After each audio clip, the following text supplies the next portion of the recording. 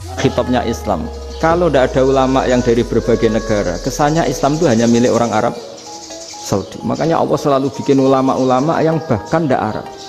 Termasuk Imamul Muhaddisin, yaitu Imam Bukhari, itu orang Uzbek, orang Rusia lah kalau sekarang ikut Uni Soviet dulu. Imam Ghazali itu orang Persia.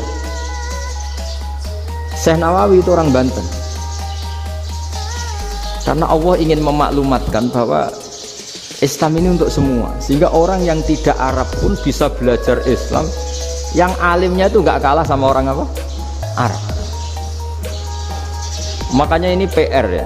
Kalau Gus Dah Ploso nanti ngendikan suatu saat orang belajar Islam itu bahkan orang Arab pun bisa belajar ke Indonesia. Kalau orang Indonesia bisa alim betul kayak dulu. Sekarang banyak liga antar ulama. Itu orang Indonesia pasti masuk. Ulama-ulama top dunia itu pasti orang Indonesia banyak yang masuk. Karena tadi ketika orang Indonesia baca kitab, itu orang Arab itu kagum, kok bisa tidak bahasanya baca secara benar. Bukan sekedar bisa baca secara benar. Karena memang dilatih sedemikian rupa di pondok-pondok. Makanya kita semua lah yang alim di Indonesia itu kemana-mana ya pasti alim. Dulu putra Mbah Mun namanya Gus Yofur itu tahun pertama ya sudah the best di tahun pertama. Kalau tahun pertama the best-nya ilmunya bawaan dari sarang, dari keluarganya. Gus Najim mondok di Said Muhammad tahun pertama sudah dipuji sebagai yang teralim karena ya sang. Kalau dipujinya tahun ketiga, tahun keempat kan mungkin dapat dari sana. Ini tahun pertama.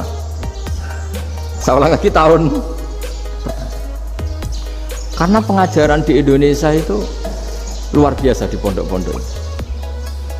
Makanya kalau dalam anekdot pondok itu cerita-cerita lucu itu. Ada orang Jakarta ngaji, setelah di kelas itu pelengahan terus. Melihat jendela, lihat pintu terus. Lama-lama gurunya marah. Kamu diajarin kok enggak punya sopan. Melihat pintu terus enggak memperhatikan guru. Anak Betawinya jamnya lucu. Habis Pak Guru bohong. Kenapa ya? Kamu Pak Guru bilang Ja'a Zaidun, Zaid datang. Saya lihat nggak ada yang datang. Setelah itu contoh nasab kan Ro'a itu Zaidan. Saya melihat Zaid, saya nggak melihat Zaid. Contoh ketiga yang jer kan Maror itu Zaidin. Saya berjalan ketemu Zaid. Pak Guru diam di situ nggak jalan-jalan. Jadi saking detailnya Indonesia dia cari. Kalau Rofa Ja'a Zaidun, kalau nasab Ro'a itu Zaidan, kalau jer Maror itu Zaidin.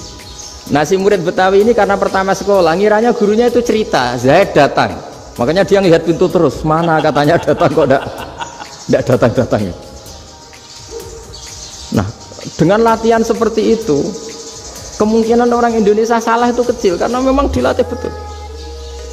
Saya ulang lagi karena memang dilatih betul, sehingga ketika orang Indonesia ini yang cerita seorang wartawan. Ini kisah nyata, kali ini tidak anekdot, kisah nyata. Ada wartawan internasional ngeliput Ramlah itu di Gaza, di Palestina. Wartawan Indonesia ini hanya bisa bahasa Inggris. Dijak ngomong bahasa Arab, terus dia bilang saya tidak bisa.